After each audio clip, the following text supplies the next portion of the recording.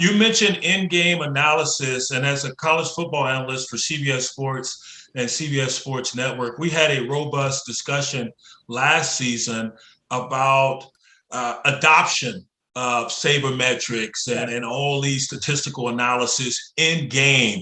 And at what point do you adopt, those analytics as opposed to going with your gut as a coach? From your standpoint, what are you seeing behind the scenes as far as the adoption or even the pushback as we witnessed with Moneyball early on? And even nowadays, there's some old school coaches like, no, I'd rather go with the rhythm of the game and my gut than go with what the analytics are telling me.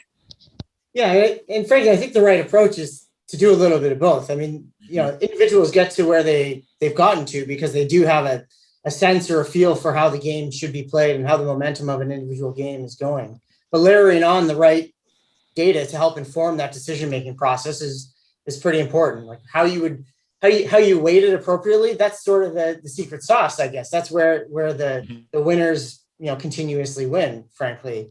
So yeah, it is pretty interesting. There are some teams that you can go too far one side and it can be to your detriment if you're only using numbers, because the players on the field are human and they do react to their surroundings in some capacity, and there's not always a data point that's going to say this is what exactly is going to happen in this moment every single time. So a bit of a mixture of using data along with sort of the qualitative metrics, as historically has been the case, is probably the right approach.